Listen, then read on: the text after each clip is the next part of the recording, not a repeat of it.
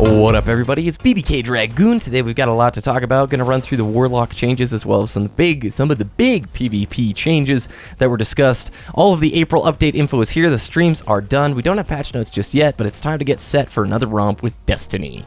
Right off the bat, I want to say a quick apology to my subscribers why I haven't been uploading much Destiny the last 3.5 months. Content drought. Simple as that.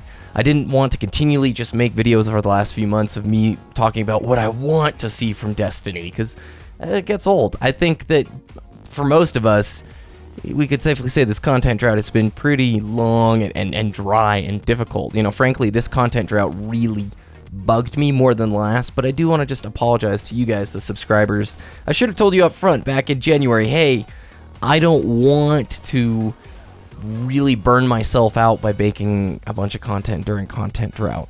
I should have just been honest and upfront with you guys, because there's so many subscribers on my channel who came from Planet Destiny weapon reviews that I did, or PvP tips, that subscribed because of Destiny. In like the last 2 or 3 months, the only stuff you've been getting from me is the podcast, Destiny the Show. I'm sorry about that. It's unfair to you guys who show me support. I should have communicated more effectively and honestly, and moving forward, I'm going to make that a primary goal. Okay, so let's talk about the PvP balance changes, and we'll do the subclass stuff first. There's some controversy. Oh yeah, most of the changes, very welcome, but a few of them I'm like, what? First of all, these sniper changes are controversial. They'll be appreciated by some and hated by others. We learned that the 1,000-yard stare is the most equipped special weapon of all time. No duh, it's beast. It came with Firefly, and you gave it to everybody who completed the story stuff. What they're doing to make snipers less quickscopy and less prevalent at mid and close ranges, because we all know right now, especially in threes against really good players, everybody's using snipes.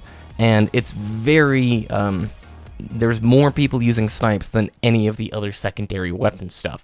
So, John Wysanowski, I love you. You're awesome. He is our PvP weapon balance bro. They have decided that with the April update, they're going to add 2 extra frames of scope in animation time. Quick Draw is not going to be able to get around this. Quick Draw was like a 30% rate, and now it's 20%. And what they're doing in addition is all of the tightest zoom scopes in the game, like Ambush. I think there's like 3 scopes like Ambush. All of them have been pushed out a bit, which means you are zoomed in a bit further. And the goal here is it's a little bit harder to quick scope, and it's harder to hit shots at mid and close range. Why? Because that scope is now zoomed in a little bit further. For some, this is going to anger them, and for others, they'll be cool with it. For me, I'm looking forward to what the new patch brings. I'm not going to take a stance on either end of the stick. I like when there's secondary weapon diversity, but we've also been in all sorts of eras where, you know, there was the Nerf fusion rifles way long ago, Nerf shotguns way long ago, and then now it appears that the snipers are starting to see a little bit of the Nerf sauce. So let's talk about the subclass stuff. First of all, the Sunsinger is getting a couple of nerfs, some small buffs-ish. So, Sunsinger, the first nerf, the Flame Shield is going to be a bit weaker and activated less often, so a longer cooldown. That Flame Shield is when you melee, you get that nice little OS. It's a very annoying ability when you're going against it, and it's a very awesome ability when you have it in your pocket. Solar Wind and Brimstone melee abilities are going to charge faster.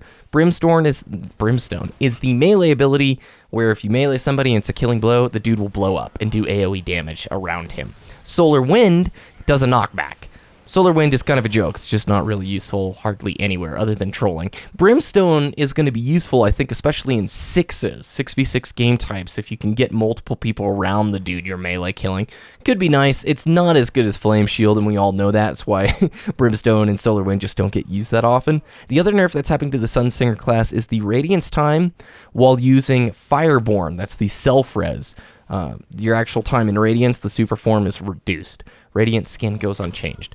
Here is the big controversy. Firebolts, like the super burn build that's using Viking Funeral, Firebolt grenades, and Touch of Flame, it's remaining untouched. People have been wanting this change for so long. Let me explain. When you run Firebolt grenades, and you have Viking Funeral and Touch of Flame equipped. So Viking Funeral doubles the duration and damage of solar-based dots, damage over time, and Touch of Flame allows the player's grenades to ignite enemies dealing solar damage over time. 5 ticks, 7 7 damage per tick. Man, talk. That does, when you land your grenade with that build on somebody, about 160 damage. 165-ish, I think it is. So if you land a Mida shot, a Mida multi-tool shot, you can kill them with 1 or 2 shots, depending on what weapon you're using. So you can throw a nade, it hits them, it burns them for almost 10 seconds. I think it's like over 10 seconds. And then if they get hit once with one primary that does decent-ish damage, they are dead. That's crazy, okay? Why do you think it's so popular in trials? Why do you think the competitive rule set only allows 1 of each subclass? You'd have a ton of Sunsingers in there if that was the case, okay? They commented in the stream saying we can't change Viking Funeral without fundamentally changing the Sunsinger subclass. Now, here's what John Wesanowski did to Thorn, and I want to just bring this up for reference. They adjusted Thorn by bringing the damage over time down, so fewer damage over time ticks and less damage per tick. So the damage over time wears off faster, essentially, and does less damage. That's how they're addressing Thorn for the April update, and I think it's brilliant. It's still a usable weapon, still feels like the gun, but it's less of an egregious infraction upon what we feel is balanced, okay? They didn't want to apply this idea to the Sunsinger with Firebolt and the Super Burn build. Whatever reasons they may have be, you know, maybe they think that the nerf to the Flame Shield is enough. They did note that they're going to keep an eye on balance, and moving forward, we'll see. I just hope we don't go another 4 months where Firebolts are an issue. And if the class needs an overhaul, do it. Make the overhaul. I know that's really easy for me to say because I'm not a developer, but you've got a lot of people very upset about the Firebolt thing. Personally, you know, just myself, I'm pretty shocked they didn't adjust the amount of ticks the dot does. But guys, I'm not taking a stance. I'm curious what you think. The Stormcaller is getting some nerfs. It definitely needed it. Landfall can no longer destroy Titan bubbles. The Landfall blind is a smaller radius, and across the board, the super drains faster. And when you fire your lightning bolts, it depletes quicker too, so you have to use a little bit more careful aim while shooting lightning out of your hands. This is a welcome change, guys. With Transcendence, Stormcaller is nuts, and I'm a Warlock main. I love my Warlocks, but it lasts freaking forever. Voidwalker is seeing some buffs. The Energy Drain perk is getting an efficiency boost, and grenades will recharge quickly upon activation of Energy Drain, allowing people to use their skills more often.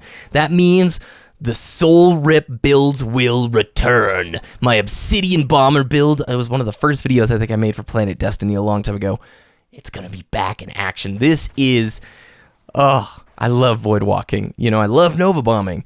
But it does feel very clearly like this is going to be the new Voidwalker era for Warlocks in 6v6. You know, and for 3s, I think Sunsingers are still going to remain your beast main go-to thing.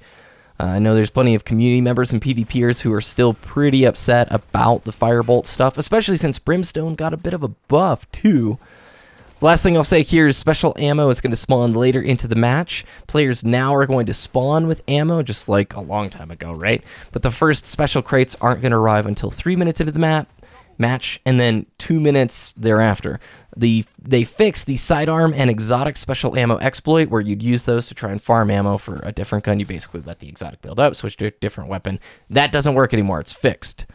In general, a lot of special ammo inventory sizes have been reduced. These are, you know, welcome changes. 1 heavy drop per match. Thank goodness. I've been saying that for so long. Some changes to the revive system, essentially longer revives. You can't do drive-bys anymore if you're using exotics that have fast revive perks. And now it's 7 seconds before the revive, and that stacks instead of the 5 that it is. So guys, I'm excited to try things out. I really wish they would have published the patch notes before April 12th. When you do these streams, I know you have limited time, but it gives the players and community a few days to comb over things and perhaps find mistakes. November patch notes, I'm looking at you. All right, everybody, thank you for watching. I appreciate it. I hope you have a wonderful start to your weekend. Do share your thoughts on the Warlock changes or some of the PvP stuff. Good or bad, I read all of it. Have a good day, and we'll talk with you next time.